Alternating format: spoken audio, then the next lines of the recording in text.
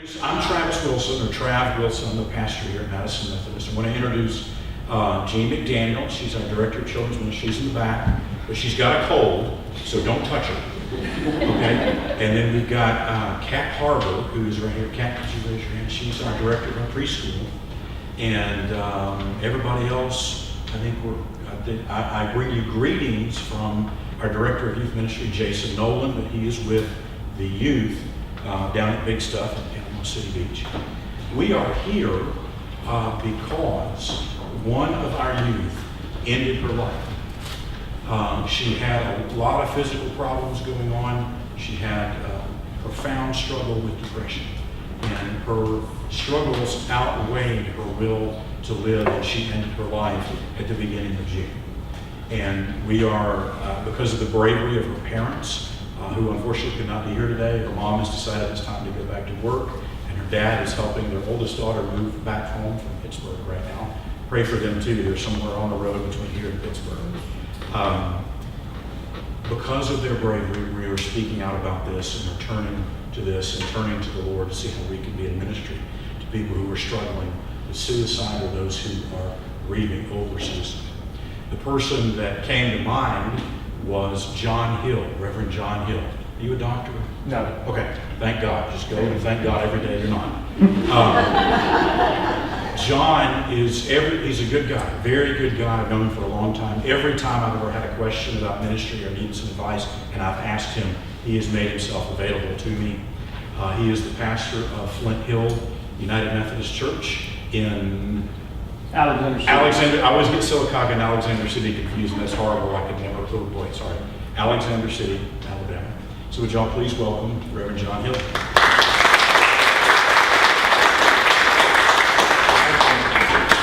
Thank you. Welcome. Thank you so much for coming. I'm so thrilled that this many people showed up to hear this. I have done this presentation to rooms of 2, and it's just as important to do it to rooms of 2 as it is to do it to rooms this size. And so I thank you for your attendance. Tell you a little bit about myself real quick. Of course, I'm the pastor. I'm not a doctor. I've been a pastor more years than I want to remember. In my spare time, because we have a lot of that as pastors, we only work on Sundays.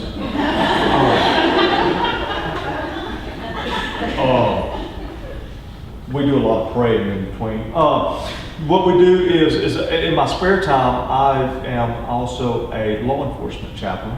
I have served for the last 15 years as a law enforcement chaplain with different agencies. I'm now a law enforcement chaplain with Alexander City Police Department, the state troopers, and also the United States Secret Service. I'm a master chaplain with the International Conference of Police Chaplains.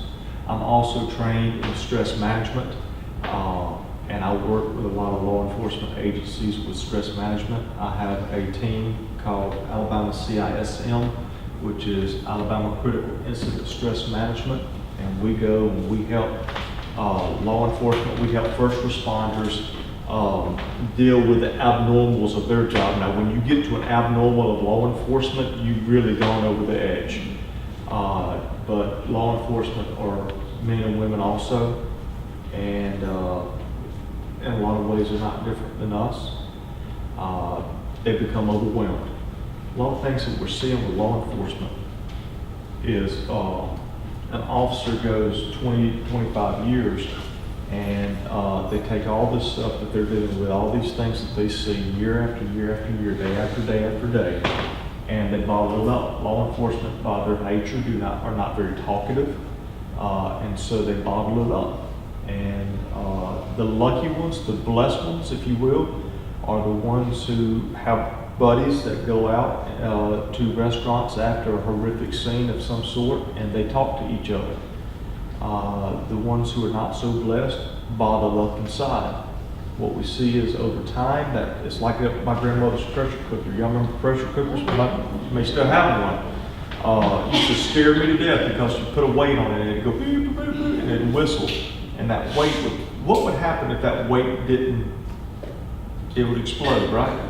seen a lot of that happening with law enforcement, in the law enforcement community, getting about 20, 25 years into their service. There have been well over 100 law enforcement deaths first 6 months of this year already by suicide. And so one of the things that I want to do is also mitigate suicides among law enforcement, help them to help themselves, help them to become better equipped and taking care of themselves. But you know what? It doesn't stop there. It goes on down. In my church this year, we had a young man. I call him young because he's younger than I am. So anybody younger than I am, I call young. Put an AK-47 up to his head and blew his head off. He'd been dealing with depression, been dealing with paranoia and a lot of different things. We're going to talk about a little bit of that as we go through. If we talk about anything in here today that makes you uncomfortable, I don't know your background. I know that you just experienced a huge tragedy in this church. And I want you to know that I and the church that I pastor have been praying specifically for y'all and for the family of the young lady. But if I talk about anything that hits a nerve or gets to you in such a way that you need to step out, please know that's okay. And I hope that if you do step out, there will be somebody who will follow you, child, and make sure you're okay. Okay? And if you need to talk to me afterwards, I'll be available for a little bit afterwards too. I started a company, not a company, it's an institute called the Crisis Response Institute, where I go around and I teach classes. Yes, ma'am. Could you speak up just a hair? I will try to. Is that better? Bet right now. Okay. The mic needs to be closer to your mouth. Yes. How about that? Oh, my God. There we go. I started back a couple years ago a group called, in addition to the Alabama Critical Incident Distress Management Team that I lead, we started a Crisis Response Institute, and I travel around to different groups and teach different classes like assisting individuals in crisis, group crisis intervention, pastoral crisis intervention. We all find ourselves in crisis at some point in time. And to be able to deal with that crisis in a productive way, in a healthy way, is imperative. Today we're going to be talking about a very difficult subject. We're going to be talking about suicide awareness. One of the things I want to do and want to accomplish today is to help you understand that suicide is a silent epidemic. The numbers, when you start looking at the numbers of suicides in our community, in our state, in our nation, it will blow your mind. And most people are not aware of it. Suicide has a bad reputation. People don't want to talk about suicide. People don't, if somebody commits suicide, they don't want to say, they much prefer that they say they died rather than they committed suicide. Because suicide has such a pariah hung around its neck that we're refusing to talk about it. Well, in the midst of refusing to talk about it, thousands and thousands of people are committing suicide each and every day, or at least attempting to. And so the American Foundation for Suicide Prevention has termed it a silent epidemic. It knows no social, it knows no racial, it knows no economic barriers. The silent epidemic is youth suicide, but it's also, it goes up even into adulthood. 1 out of every 12 young people in our nation attempted suicide in the last 12 months. Think about that number. Okay? 1 out of every 12. So if I got a youth group of 12, one person in that youth group, according to statistics, has attempted suicide in the previous 12 months. But we don't talk about it. This is a video that I'm not going to show because of time constraints, but I want to talk to you a little bit more about suicide. These are from 2015, these numbers from CDC. Suicide is the second leading cause of death for ages 10 to 24. Suicide is the second leading cause of death for college-age youth. More teenagers and young adults die from suicide than from cancer, heart disease, AIDS, birth defects, stroke, pneumonia, influenza, and chronic lung disease combined. If we saw the numbers in anything else other than suicide, we would have a national emergency on our hands. And it would be on every news station. The fact that it is suicide, we have these numbers and nobody's talking about it. Each day in our nation, there are an average of over 3,470 attempts by young people grades ages 9 through 12. One of the things that's horrific is that we're seeing the age of suicides drop. It's dropping. I did a crisis intervention for a police department. I'm not going to tell you the name of the town, because they responded to an 11-year-old who hung himself. 11. And they couldn't save it. 4 out of 5 teens who have attempted suicide have given clear warning signs. One of the things I want to accomplish today is I hope to make you aware of some of these warning signs so that you can see them. The suicide rate of 15.4% is much higher than the homicide rate of 9.7% in the state of Alabama and in the U.S. as a whole. In Alabama, 93 youth suicides occurred in 2015, and more than 78% of them, or 73 of those, were males of all different races. We just got out the new statistics for Alabama for 2018. I've got a copy of them up here. If you'd like to get one after we get through, you're welcome to. I'll just run through some of these. On average, in the state of Alabama, 1 person dies by suicide every 11 hours in our state. Nearly 2 times as many people die by suicide in Alabama annually than by homicide. Suicide cost out in the state of Alabama a total of $790,902,000 of combined lifetime medical and work loss in 2010, or on average $1,164,000 per suicide death. In Alabama, it's the 11th leading cause of death. It's the 3rd leading cause of death for ages 15 to 24, the 4th leading cause of death for ages 25 to 44, the 6th leading cause of death for 45 to 54. We're seeing it rise among 2 demographics extremely quickly. We're seeing it rise among younger people extremely quickly, and we're seeing it rise among our geriatrics extremely quickly. See here. You're welcome to pick up one of these on your way out. Those are new updated numbers. Again, these are going back to the 2015 numbers. I haven't updated. 2001 to 2015, 43,000 youth self-inflicted injury ER visits from 66 different U.S. hospitals. Here's a warning sign I want to give you. Notice that it says self-inflicted injury. That can be cutting. Cutting is where teenagers get something sharp, or doesn't have to be a teenager. You get something sharp and they start cutting into their skin. Okay? Sometimes it's a razor blade, sometimes it's a piece of glass, sometimes it's whatever they can find. A knife. Burning, where they will hold their hand over a flame, or hold their arm over a flame, hold a piece of their body over a flame. Or they will get their pencil with an eraser and they will just do this with it until it cuts into their skin. You'll start seeing stripes, you'll start seeing cut marks on them.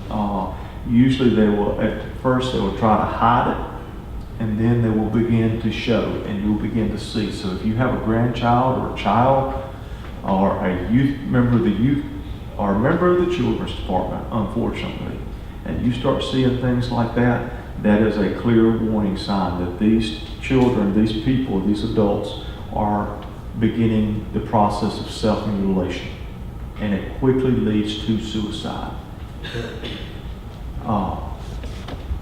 Youth suicides, there's no stereotypical suicide type young person. Some groups are at a higher risk, and we're going to talk about those who are at higher risk. But in essence, suicide knows no boundaries, and it goes all the way across age, economic, social, and ethnic boundaries. Females attempt suicide 3 times as often as males. However, males die by suicide more than 4 times as often as females. Do you know why? They have more lethal means.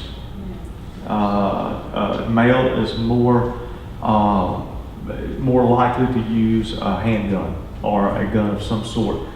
Females would usually, most of the time, a lot of the time, use pills. Not always the case. There's no certainties in suicide, but we're seeing those trends. They will usually use pills or something along that lines. And the age 10 to 24 group, again, 10 years of age to 24 years of age, 81% of the suicide deaths were males and 19% were females. Suicide does not typically have a sudden onset. There are a number of stressors that can contribute to a youth's anxiety and unhappiness, increasing the possibility of suicide attempt. Essentially what that says is that suicide usually doesn't just occur. Okay? Usually there's a lot of things leading up to it and building upon themselves that lead to a suicide attempt. We're going to talk more about those in a minute. These are just risk factors. Depression, mental illness, and substance abuse. One of the most telling risk factors for youth is mental illness. Mental or addictive disorders are associated with 90% of youth suicide. I would guess, probably be very confident in my guess, that it's not only youth suicides, but 90% of all suicides have some sort of mental illness or mental disorder or depression associated with them. Here's the catch. Alabama is horrible with our mental health care. Money has been taken out of it like nobody's business. And it is so difficult to get in the state of Alabama, help for somebody who is attempted suicide or let me give you an example. In Alexander City, which is a decent sized city, it may be a little bit smaller than Madison. We're halfway between Birmingham and Auburn, is where we are. We have a community hospital, Russell Medical Center, that does a fantastic job, but they're not equipped to handle suicide, mental health issues. But we now cannot transport, because of liability, somebody who's attempted suicide and we're trying to work this out with the medical transport service. At this point in time, right now, we're trying to work it out so that we can so that Russell Medical Center can transport using their medical transport to Auburn mental health patients, because that's the nearest mental health facility is at East Alabama. They won't let you put them in your car and take them. And so it is a catch-22. If you can get them to the hospital, but then how do you get them to other help? It is amazing how backwards we have become with depression and mental health issues. Do y'all see that problem here in Huntsville and Madison in this area? The mental health is hard. Taking care of somebody who's struggling with mental health it's becoming harder and harder and harder to do. 1 in 10 youth suffer from mental illness serious enough to be impaired, and yet fewer than 20% receive treatment. 60% of those who complete suicide suffer from depression. Alcohol and drug use magnify that. And it clouds their judgment, it lowers inhibition, and worsens depressions. Alcohol and drug use is associated with 50 to 67% of suicides. Here's the problem, a big problem that we have in our communities. My child, my friend, my student, my youth, my congregation member doesn't look depressed. I call it the parents sticking their head in a hole syndrome. Okay? We don't want to think of our kids as being depressed. We don't want to think of our kids as being suicidal, do we? I mean, really, our grandkids. We can come up with all kinds of excuses for ourselves. Let me tell you, I know this firsthand. Does that young lady look depressed? Does that young lady look suicidal? 2 years ago, we got a call from a friend of hers. We served the church. We served Latham for several years, and she grew up at Latham in Huntsville. And she, her mom got a call. Her mom, my wife is a teacher, and Jill got a call from her best friend here in Huntsville that said, "I just saw a post on Erica's Facebook page, and I'm worried. Have you talked to her?" Jill said, "No, I hadn't talked to her." She said, "Let me try to call her." So Jill tried to call her, didn't get an answer. We called her boyfriend. "Have you talked to Erica today?" "Yeah, I talked to her this morning. She was fine." He said she was fine, and so Jill said, "Well, try to get in touch with her." So he tried to call, couldn't get in touch with her. Got back in touch with my wife, Jill. He said, "I'm calling the police to do a wellness check on her." And so he called Alexander City Police Department.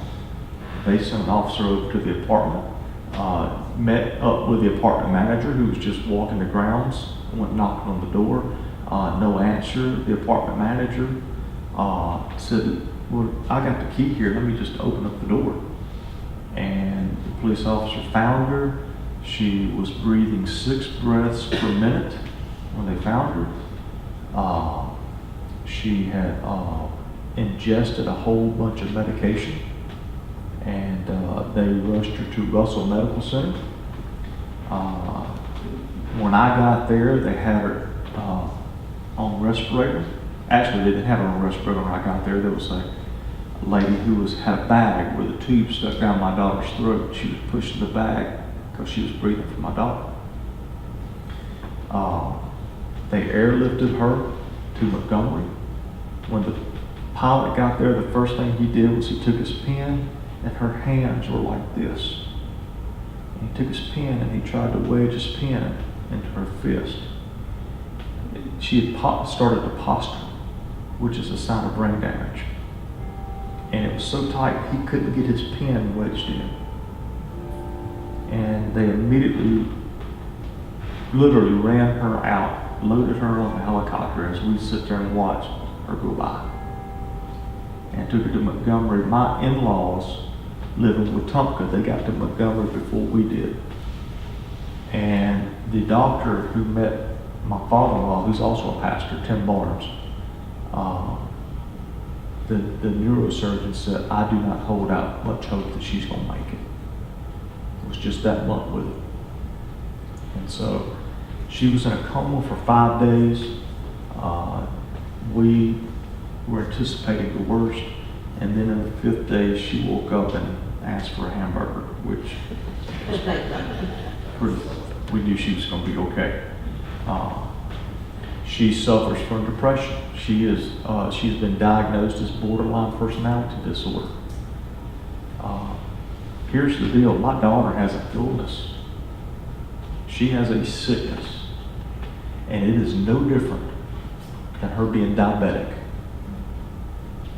If she was diabetic, she could die. She would die if she didn't take her medicine. She has to take her medicine each and every day to stay alive. Because when she is on her medicine, she can live a normal, happy life. When she's not on her medication, she goes all over the board. And she gets to a point where she wants to take her own life. She had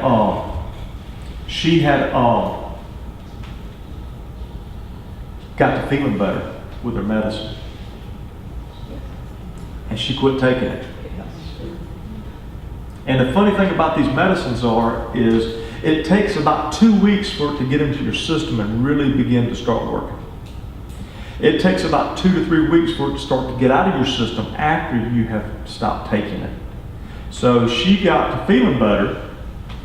She quit taking her medicine, and then everything went downhill. About 2 weeks after she stopped taking her medicine, well, she had a bottle full of her medicine that she hadn't been taking. And so guess what she used to try to take her own life? See the problem there?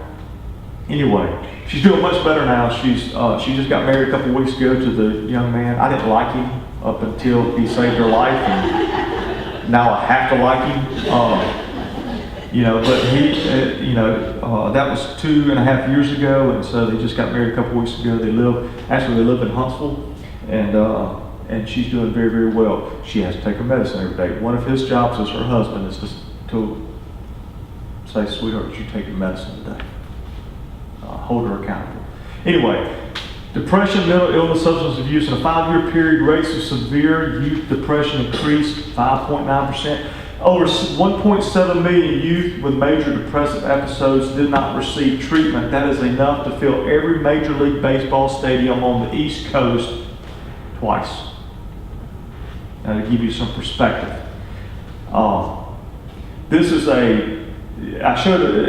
the video that I skipped over was about a young man who attempted suicide. He, African American young man, he went to an all-white school. He suffers from depression, good grades, excellent athlete, very popular in his school, not somebody that you would think, okay, this guy's suicidal, but then again, that's the point I'm trying to make here. When they refer to the young man in the video, that's who it is. I'm going to show you this because it's not very long. Now is child psychologist and early show contributor Dr. Jennifer Hartstein, and we should point out this is really your area of expertise is depression, self-injury, suicide in teens. So it's so good to have you here on this topic. Thank you. He's an inspiration. Absolutely. Sadly, for a lot of families, it doesn't work out this way. So when you're dealing with such an emotionally challenging time in your child's life, they're a teenager. Right. How do you know that this isn't just they're being a teen, they don't want me around, and that there's severe depression? You have to really look for warning signs. There are some clear warning signs. Teenage depression, adult depression are different.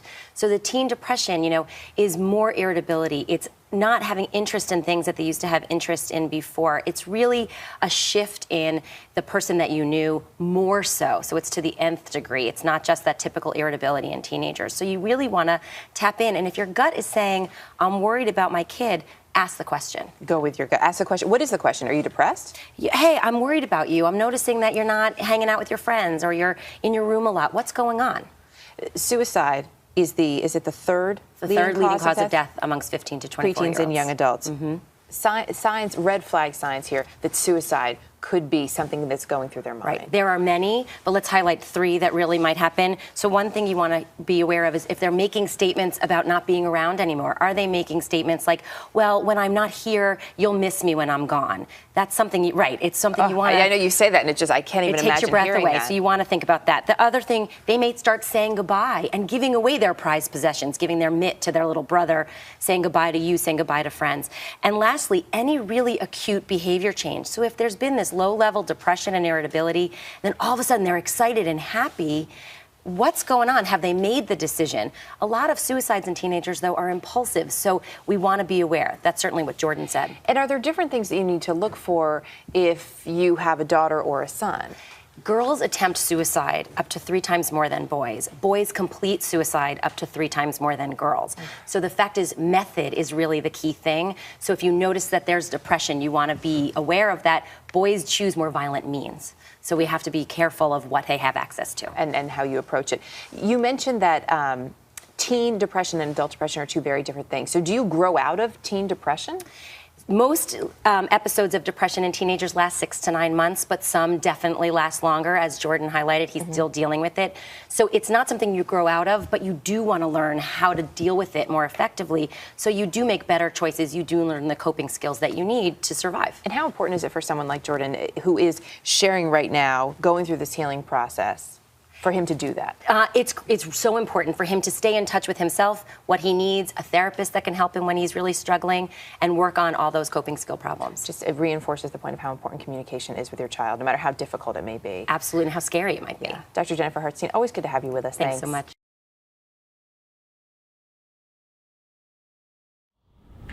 In Alabama, there's only one mental health professional per 1,260 people. Percent of high school students who report they felt sad or hopeless during a 12-month frame, 29%. To meet the need for mental health providers would need to treat 6 times as many people that providers do in other states. Remember I told you that Alabama was horrible? Alabama's horrible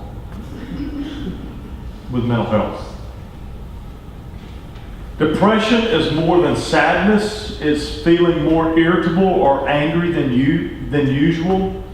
It's losing or gaining a significant amount of weight or dramatic change in appetite, having trouble sleeping or sleeping too much. You know, I got teenagers. I got 5 kids. Erica's my oldest. She's now 24. I go all the way down to 2 9s. God had a 2-for-1 special when we thought we was going to one more. You know, I know teenagers, my teenagers, they sleep all the time. You know, it's like, oh, the darker they can make the room, the better. But also understand that while that's normal, it can also be a red flag for somebody dealing with something. Physical feelings of restlessness or being slow, not having energy, feeling worthless or guilty, not being able to concentrate or making decisions. Thinking about wanting to end your life. 5 of those symptoms most of the day for 2 weeks really is a good indicator of depression. If they begin aggression and fighting, there's research that says there's a connection between interpersonal violence and suicide. That's both male and female across all spectrums. Self-harm, again, we've talked about that a little bit. If your teenager has thoughts that they would be better, that you would be better off dead or hurt, or them being hurt, 48.77% of responders ages 11 to 17 report significant thoughts of suicide or self-harm. 30% of responders reports ages 18 to 24 reported those thoughts. Communication is huge. As parents, our grandparents, our friends, talking to them is the best way to figure out what's going on. In reality, opening that line of communication. Suicide warning signs. If somebody is talking about killing themselves, feeling hopeless, having no reason to live, if you hear somebody say, I'm just a burden to my parents, or I'm a burden to so-and-so, or if they feel trapped, if they have unbearable pain, those are all warning signs of suicide. If somebody tells you they're thinking about hurting themselves, take them seriously. That is no time to joke. I'm a pastor. I tell everybody who comes in my office that wants to talk to me, you have pastoral confidence and confidentiality, except for 2 things. You tell me you're going to hurt yourself or you're going to hurt somebody else. And then I've got to get help. Okay? You cannot handle that on your own. You cannot keep that a secret. You've got to reach out and get other people involved.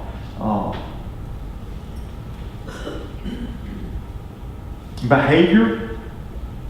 Here's some behavioral warning signs, suicide warning signs from the behavior: increased use of alcohol and drugs. If they are looking for a way to end their life, if you're on the internet and you're searching for something, and all of a sudden, you know how Google will pull up, you type in a couple letters and all of a sudden it starts filling in the blanks for you.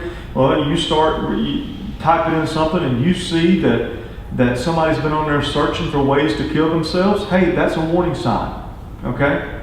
That's something that needs to be taken seriously. Also, I don't know about you, but as a parent, until they reach the age that they start buying and paying their rent, everything belongs to dad. There is no expectation of privacy in my house. You have a door, and it's a privilege that can go away in my house. Kids need parents to be their parents and not their buddies. They've got enough buddies. Okay? You need to be a parent to your children or to your grandchildren. I can say this, Trav, because I'm going home. Preach. But you've got to parent your children. You cannot be your children's best friend. There'll be time for that when they're grown. Okay? They need you to be their parent now. And so they shouldn't have an expectation that you're not going to come in their room and look through things. Folks, you need to. Their job is to hide things from you. Your job is to find them. Play the game. You know, you may save their life. You may discover something. I think a lot of parents don't do that because they don't want to have to deal with what they may find. It's not the fact that they trust their kids so much as they just don't want to deal with it. They don't know how to deal with it. I understand that, but your job is to deal with it. And so, disrupt their privacy. Look under their mattresses. Find out where your children are. We have tracking devices on our children's cell phones. My 24-year-old still has hers on her cell phone. I can look up and tell you exactly where she's at right now. Okay? You're being a protective parent. But if you see them withdrawing from activities, isolating themselves from family or friends, sleeping or too little or too much, they visited and calling people to tell them goodbye. This is very common, believe it or not. I've just called you because I want you to know how much I love you and I just want to say bye. Whoa! Why are you telling me bye? Giving away prized possessions. You notice, you may have heard her say there that if the big brother gives away his prized baseball mitt to the younger brother, you know, that could be a warning sign. It may just be a generosity flowing from the young man or the young lady, but it may not be. Aggression or extreme fatigue. Mood. They display one of the following moods: depression, anxiety, a loss of interest, irritability, humiliation, agitation, rage. Those are all could be significant warning signs. Here, what can I do if I start to see these things? What can I do? What do I do next? I started to see 3 or 4 of these things that Brother John went over during his talk, and my child, what do I do now? Well, remain calm, first and foremost. Ask them. Okay? Ask them. You know, son, I've noticed this and this and this. Are you thinking about hurting yourself? Are you thinking about committing suicide? Let me relieve you as parents. You're not going to put the idea in their head. They are not going to look at you and go, no, but I am now. Thank you a lot. That's not going to be their response.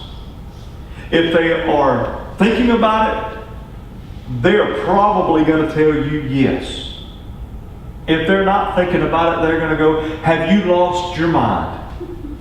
And then you can be relieved. Okay?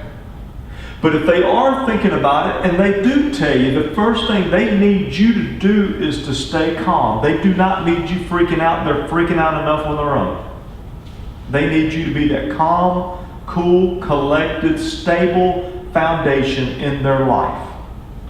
If they tell you yes, they're telling you yes because they want your help. Does that make sense? Okay? So don't freak out. Remain calm. You're going to be shocked. You're going to be overwhelmed. But you got to put your big britches on. And you got to be that stable force for them. Be prepared to talk about suicide. 4 out of 5 completed suicides gave clear warning signs before the attempt.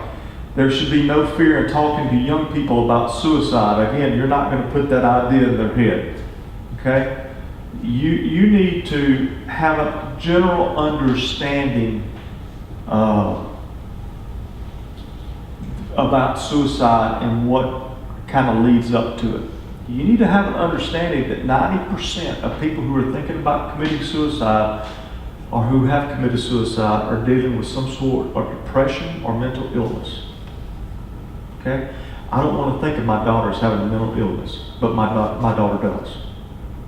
Okay? Finding ways to deal with that. I asked my daughter one day, I said, Erica, and she was sitting on a hospital bed. We hadn't taken her out of the hospital yet. We went straight from Montgomery to Gaston to a facility, inpatient facility in Gaston. I was sitting on her bed before they came to get her to transport her. And I said, sweetheart, do you want to die? And you know what she said to me? I'll never forget these words. She said, I don't want to die. I just don't want to live like this. And dying is better than living the way I'm living. So what that told me was there's hope here.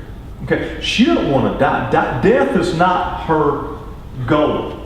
Her goal is not to live like she's living. So if I, as dad, can help her figure out a way that she doesn't have to live like she's living now, then she can enjoy life. And death is taken off the table. Does that make sense? Okay, so it may be us having to come to grips with there's some sort of mental illness or there is depression or something like that we can handle. You know what? Because we have things on the market now that we can handle depression. We can handle anxiety with the right help. We have those capabilities. And so getting her introduced to the right doctors and to the right medicine. Now let me tell you what a trip that was, finding which medicine worked right. Okay? Don't think you're going to go to the doctor and get a pill and it's going to take care of everything. It's a long process that you have to go through, but it's worth it. Okay? And talking to a young person, it's important not to minimize or dismiss their problems. Don't say, that's not a big problem. It doesn't matter what you think about their problem, it's what they think about their problem. Okay? And right now, their problem is huge. And so you don't need to minimize it for them. What you need to do is you need to try to provide them with a reassurance that you will help them work through whatever problem they're experiencing right now. Does that make sense? You're not diminishing their problem. You're going to help them go through it together. Tell them you care about them and that you want to help them. I want to help you. I love you. I want to be here for you. Let's do this together. Okay? Since people who contemplate suicide feel so alone and helpless, the most important thing you can do is to communicate with them openly and frequently. Your first question should be whether or not he or she is having suicidal thoughts. If the answer is yes, are you having suicidal thoughts? Here's what you need to ask next. What you need to ask next is, how would you go about doing something like that? What you're asking is, do you have a plan? Does that make sense? You're asking them how far along this spectrum they are. Let's look at an imaginary spectrum line. One here is, this is full, this is healthy, good, no immediacy right now. This over here is full-blown. I need to call the police. I need to call the paramedics. I need to call the National Guard. I need to get the president on the line. We need to... Does that make sense? Okay? So you want to find out where on that spectrum you are, where on that line are you, okay? They have just told you, yeah, I'm thinking about suicide. Well, how would you go about doing that? Well, I hadn't thought about that. Well, guess what? This line can go over here a little bit. Does that make sense? Not all the way. You're not, because they've told you suicide, you've got to get help. But you're finding out how immediate is that need for help. Okay? If they say to you, yeah, I've got a plan, what I'm going to do is I'm going to blow my brains out. Then that line just went woo, way over here. Now the next question you need to ask is, okay, I understand that. Do you have a gun? See, now do you have the means to do what your plan is? You're asking, do you have a plan? What kind of means do you have to complete your plan? If they say, I don't know, I'm going to have to go fill out one of them forms at the pawn shop and wait 24 hours, 48 hours, whatever it is till I get, and then I'm going to have to go wait till my paycheck, get the bullets and, then you can move it back over here a little bit. And then you start, but if they say, yeah, man, I've got my gun, it's right here in my back pocket, it's loaded, I'm ready to go. Then you just went way over here. Now, what you want to do at this point is you want to keep talking to them. You want to be prepared to act. Now, when I say act, understand, I'm not meaning do some Bruce Lee move and try to kick the gun out of their hand or whatever. You're going to get hurt, somebody else is going to get hurt. Okay? But acting is, you know what? That really makes me nervous. That gun just makes me just horrendously nervous. Would you mind keeping your hands in your lap, or how well you know them? Would you put that on that table over there for me, just while we talk? Just while we talk. You want to try to create some. If they're talking about pills, if they've got pills, do you have pills? Yes, I got pills. I got a handful of pills right now. Would you mind? Just really making me extremely nervous. Would you mind putting them over here? Just lay them on the table.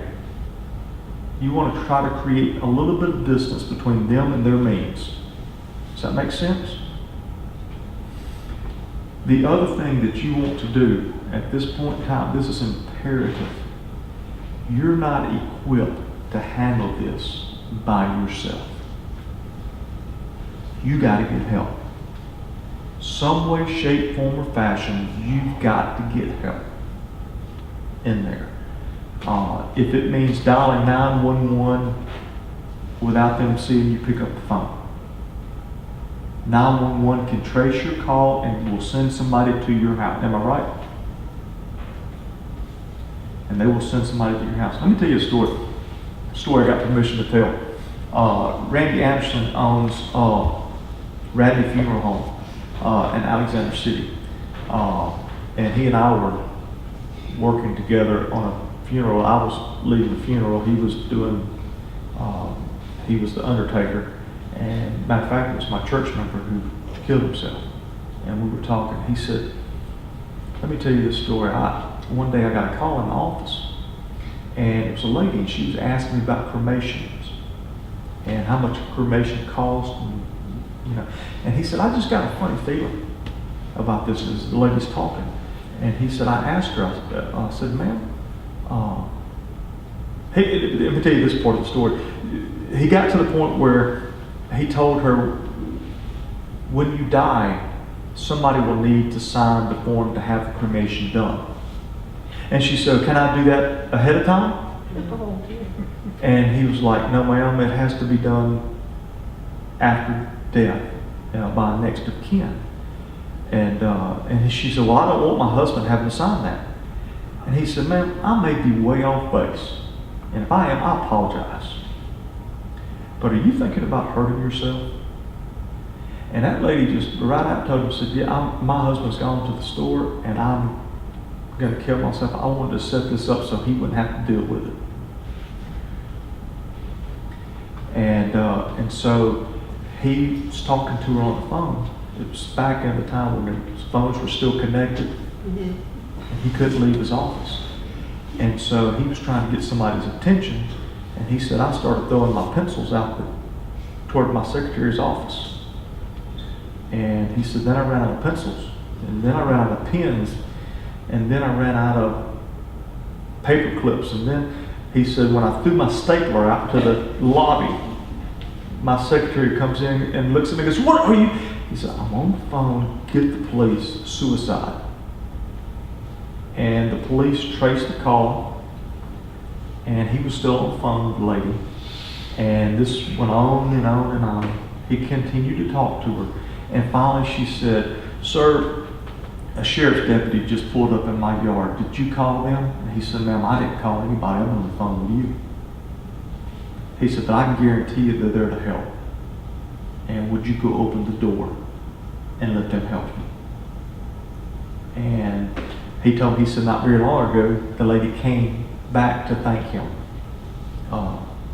for that. She's doing well. You got to get somebody else involved. But you cannot leave them on the phone. You cannot hang that phone up. Okay? Somebody comes to you with suicide, you got to treat it like it's serious. I tell people you will not joke about suicide with me but one time. And if you're joking about it, you will be so embarrassed, and it will be so much time taken out of your day dealing with everything I'm going to put you through that you will never tell me that again as a joke.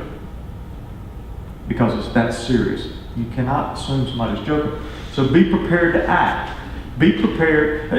The first time with Erica, she and we had been going to a counseling for a long time. We had just moved to Chelsea, and she was probably in 8th grade, and all of a sudden she just erupts at Dad. And just pounces and just screaming at me.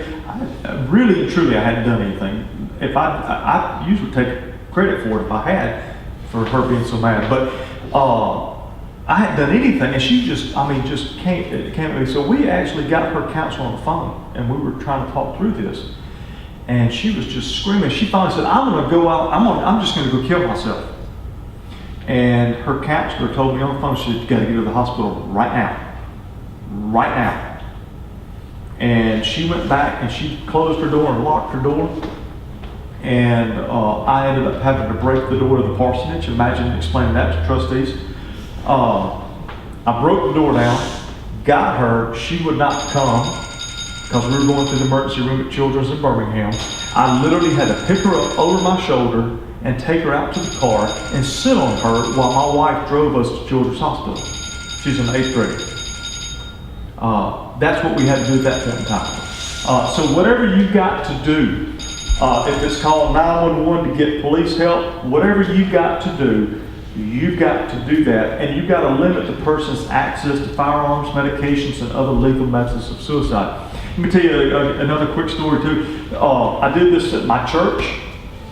And over Christmas time, we had one of our students who came back who had been at the thing that I did, and he called me and he said, Pastor John, he said, I have been thinking about suicide. He said, I'm talking to my mom about it. But would you come get my rifles? Would you keep my rifles for me? And I've got a big gun safe in my house. And I said, absolutely.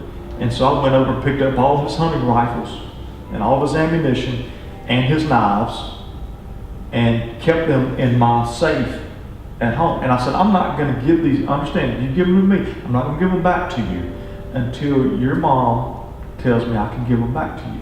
So you can't come to me and say, hey, I want my guns back. You understand this, right? He said, yes, I understand this. I kept them probably till about a month ago. And his mom called me and said he's been doing great. He's been going to every counseling meeting. He's been taking his medication. He's doing fantastic. He wants to go target practice. And it's okay. And I said, okay, if it's okay with you. So does that make sense how that? Don't try to play the hero. It only works in the movies. Do not promise confidentiality because you cannot keep it. You got to get help. do not fall into Not My Child syndrome. And here are 2 resources for you. And I've got copies of these right here. These are 2 cards that I like for everybody to take. You can put them in your wallet. One is Having Trouble Coping, and it gives you some good information. It also has the number for the suicide hotline, which, by the way, is becoming a 3-digit number. It is not a 3-digit number yet. I don't know why, but Congress passed it and President Trump signed it into law to where the suicide hotline number will now be 3 digits. They were researching on what the 3 digits are. I can give them 3 digits. They don't have to research, but anyway, we'll talk about that. And this is Learn the Warning Signs, but it both has the suicide hotline numbers on it as it is today. Please pick one of these up and take them. And I've also got a brochure up here that says Saving Teen and Young Adult Lives in Alabama. It's done by the Alabama Public Health in association with the National Suicide Prevention Hotline people. So thank you for being attentive. Can I answer questions? Yes, ma'am. I've never had to deal with anything like this. Mhm. The whole thing to me is astronomical. But what, as an acquaintance, a friend, a church member, what words can I use when I talk with someone or am acquainted with someone who is dealing with this, Dealing with, having dealt with suicide in their family, or the fear of it, or trying to work through prevention of it? mhm, How can I be a listener? by befriending them, by truly listening to not just that, but other things, show a genuine interest in their life, show a desire to want to be a resource for them, and being somebody that they can trust, not just with this, but with anything else. That's what you can do. Let me tell you this too. Suicide is contagious. Okay? It is very, we often see where one suicide leads to others within a small group, within a community. Be aware of that. Don't ignore it. So just know that that can happen. Okay? You're doing the right thing right now, learning more about it. American Foundation for Suicide Prevention is a great resource to get involved with and find out more information about it. Other? Yes, ma'am. Dr. Jeremiah just wrote a book on overcoming. Mhm. It has in there about how to overcome anxiety and fear and so on. Mhm. Very good. Absolutely. Our Bible study went through the book. Yes. And DVD. Absolutely. Yes, ma'am. I know police departments have, classes may not be, but they let their officers know about this.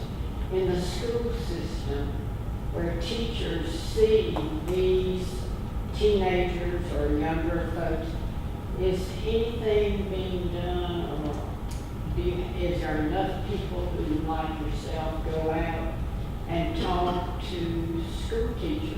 No, ma'am. Because that's, No, ma'am. There's not enough people who are talking about this. Let me tell you why I'm talking about this. Because my daughter tried to commit suicide. And I wanted to get it out. This presentation is my attempt to gather the facts and to gather things to the best of my knowledge to present to people like yourself, because there's nobody else doing it. There's nobody else doing it. And that's the biggest handicap we have. Call your legislator. Tell them we need money for mental health in Alabama. Call your schools and help them assist them in getting trained. I've gone to schools to do this. it just, and you'd be amazed at how many people tell me, I've never heard this. Yes, we need more people out there, and hopefully you will become a flag bearer of some sort. You will get involved with the American Foundation for Suicide Prevention. You will learn more about this. You will educate yourself, because I've been here an hour. There's so much more out there. It is a drop in the bucket what I've told you, what you can learn about this. And so do not leave this place thinking that you're an expert. I'm not an expert. I'm a layman who had a daughter who tried to commit suicide. And I want to stop it. And she actually told me to do this. She's the one who said, you've got to go out and tell people about this. Yes, ma'am. How do the statistics for the suicide of the elderly compare with those of the youth? I don't know. All I know is the numbers are going up. And the reason the numbers are going up is because People are living longer. they're living longer, and they get into situations with their health, and they Finances. absolutely. And so we're seeing it go up with the geriatrics. I have really been focusing more on it with the youth and with law enforcement than I have, unfortunately, with the older community. Yeah. But it is definitely an issue. It sure is. So what we're doing with police officers, since I have so many police officers, is trying to teach police officers stress management techniques. How do you start to release some of this that's built up? So that's the way we're dealing with that. It's not as much of a mental health issue with police in the typical sense as it is just to build up over years and years and years of that. And so trying to find those proper stress management techniques to do that. So, yes, ma'am. Does therapy help? Absolutely. Is there statistics that saying that, okay, you're cured, go on, you don't need any more? Well, that's a $1 million question. I don't have that. Let me give you my 25-cent answer. Let me tell you my personal experience. My daughter needs therapy. She needs that outlet. She needs to go and be able to talk among in a place where she feels safe, and to relieve her own anxieties and stress. I'll be honest with you. Our conference, the North Alabama Conference, encourages our pastors to go to, and they give us 8 free therapy sessions to go see a counselor per year. And so my wife has 8, I have 8, and everybody in my family that's on our insurance has 8. I believe in therapy. The chief of police in Alexander City is paying for each of his officers to go twice to a therapist that they have vetted. And what we're seeing now is more of the officers are picking it up on their own and going more than twice that the police department pays for. Yes, therapy works. It does. Question number 2. If they make a joke, I'm just going to kill myself, or one way or another, and ha ha ha, they're making a joke. It has been my personal experience that joke came to fruition. Do you pay attention to those? Absolutely. Absolutely. I pay attention to anybody who says they're going to hurt themselves. And I take them very seriously. I don't care if they're laughing about it when they say it. Like I said earlier, if you joke with me and say you're going to kill yourself, it will be the worst joke you ever perpetrated upon yourself. Because I'm going to take you seriously, and you're more than likely going to end up in an emergency room, or at least talking to somebody else besides me. I take it very seriously. And so that's and I teach our youth group. I teach our people. That's not a joking matter. That's not something you joke about. That's like nowadays walking into an airport saying you've got a bomb. You just don't do it. It's not a joke. It's not funny. It's off limits, if you would. So, I know I'm talking, but talking to them, if they make this joke, I'm wager everybody in here has been affected by suicide. Mhm. And it's a big dark secret. Yeah. Well, it's not. yeah. Now, where was I going? Anyway, they start talking about it. Does it do any good for you to say, that's selfish, the people that you're leaving, you're hurting more than what you're doing for yourself? That's my take on it. Yeah, I understand that take. I do. I have come to understand in my own situation that it's not her being selfish, even though I can see it that way. To her, it's not. To her, it was a She's relieving you of her presence. So I've got Yes. that. Yeah. yes. And so, no, I don't think it helps to tell them you're being selfish, because what you're doing is you're putting up a wall rather than taking one down.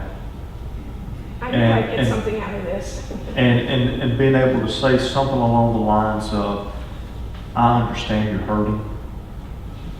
Let me try to help you find a way that we can stop this pain, or we can get through this problem, or we can overcome this issue. However, you want to be their partner. You don't want to put up a wall. You want to take any wall down that you can. Does that make sense? Yes, yes, yes. Yes, ma'am. I'd just like to make 2 observations for the parents and the educators in the room. As a parent of a child that made a cry for help in the 8th grade, 2 things. One is that the hardest part is acknowledging that your child has mental illness and needs help. And that is our responsibility to pony up to that, get it done. And the second observation is watch out for social media, that kids make comments on social media where their parents are not their friends, and that's a cry for help. And Yeah. we should be observing that. Absolutely. Absolutely. Yes, sir. John, just a couple of comments. We're pretty lucky in Madison. The school system has mental health counselors. Praise God. inside the schools, which is very, very helpful to catch up with that. But most of us that here, we're all from the police department here in this room. We're pretty lucky in that we have crisis intervention team trained officers. We didn't have this 2 years ago. I know in our department, Detective Thomas here is our mental health officer that's recognized by the probate court. But she was probably the only one trained. Mm-hmm. Now, countywide, we have 85. Great. And that was based on a grant that Huntsville Police Department went after the Department of Justice to be able to train us as a model Right. that they can take to other parts of the country. So we took advantage of that. We had 7 that are trained in our department, because our calls to those that are in an altered mental state used to occur about once a week. Now it's multiple times a shift for a number of reasons. Lack of medical care. Mhm. You talked about the fact that there's co-occurring disorders Mhm. with substance abuse, not taking their meds, Mhm. things of that nature. And it really puts us in kind of a trick box, because there's only so much we can do. At least we know how to not diagnose, but we can kind of classify where somebody's at, kind of see through them, or see through the illness, and be able to see them and talk to them and try to get them to go to the hospital, things like that. Several of us here sit on the Madison County Mental Health Coalition, Mhm. and what we're trying to push for is a doc in the box just for mental health. That'd be awesome. And this is like the San Antonio model, if you're familiar with that. That intake can only be done through law enforcement reports or through our mental health office for the county. Yeah. And we need something that's 24/7. Mhm. I just recently know of an individual that probably spent the better part of the weekend in the hospital without being seen by a physician, Mhm. based on being in crisis. Mhm. The whole system is broken. It is. And so we're trying to do what we can on the coalition to try to take care of those things. Yeah. I appreciate you telling your personal story. I'm on Jefferson County Healthcare Coalition. Okay, very good. So, We appreciate you coming to this. appreciate y'all being here. You heard what he said. It takes education. And you know what? You're the citizens. And so you start making phone calls. and helping this first line of defense become educated. That's what they are. That's your first line of defense. And so it's very important. But also, I mean, my representative is Bob Riley in Congress. Don't think he doesn't know my name. And don't think when I went up to Washington last year and ended up getting to meet Paul Ryan while he was Speaker of the House. And we're having pictures made, and I'm talking to him, and my wife is watching me, and after she gets through, she said, we walked out, and she said, were you just lobbying the Speaker on mental health? I said, you doggone right I was. Don't think I'm not going to take a moment like that where I'm sitting there in front of somebody that has the power to implement some change. You've got that power too. And so we need to be extremely pushy with our legislature and our Congress of getting our mental health standards back up to the point they need to be. Yes, ma'am. How about our Attorney General with his personal experience with his wife committing suicide? He was out there. Yes. Does he have any pull, and is he using I don't that know. to- I don't know him. I've only met him once. But I would assume that he would be a great resource. If any of you know him, please don't let an opportunity go by. It could save a life. Somebody that you don't know. And what's his name again? Just Steve? Steve Marshall. Yes.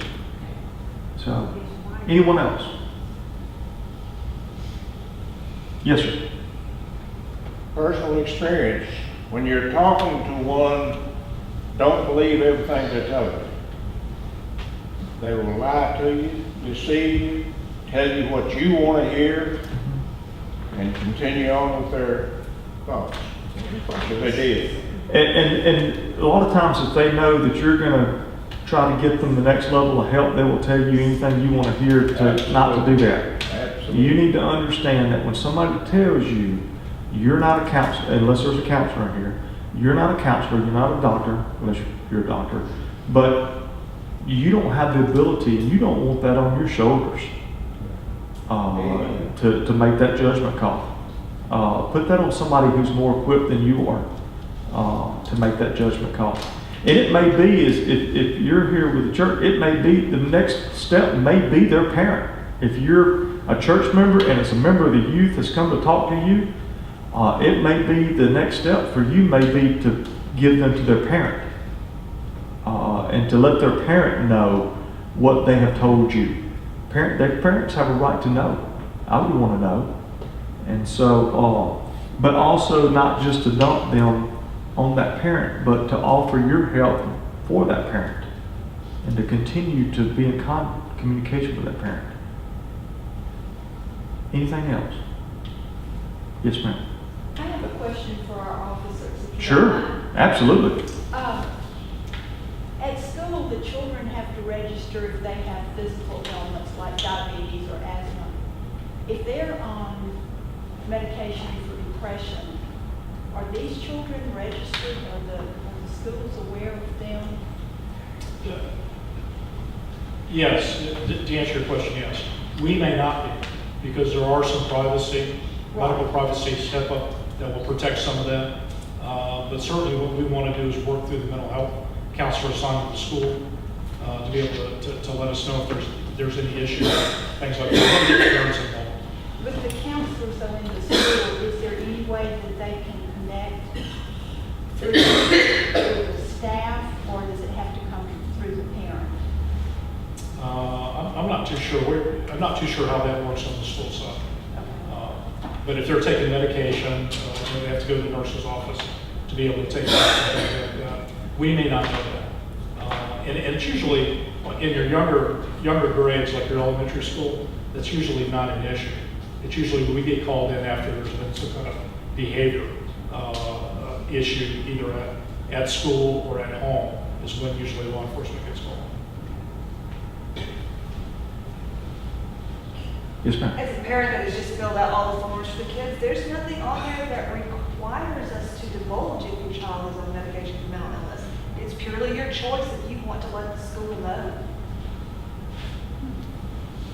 I mean, if they're not required to take the medication at school, like you're giving them their medication in the morning or in the afternoon to go to school, there's no way the school would know unless the parent chooses to tell them.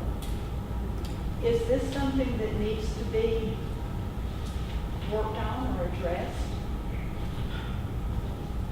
I don't know. It's, law enforcement can only do so much. Right, right. And we continually, and I think Pastor John would agree with us, the police department keeps getting more and more mandates for us to do things. And we embrace the crisis intervention team training because there are a large number of police-involved shootings of those with mental illness.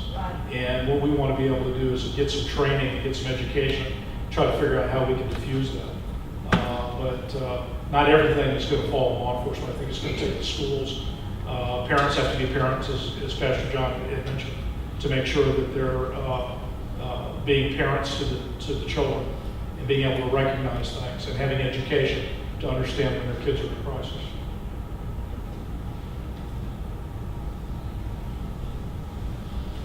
Anybody else? Travis got my number. I've got some cards up here. If there's anything that I can help with, I'm a phone call away.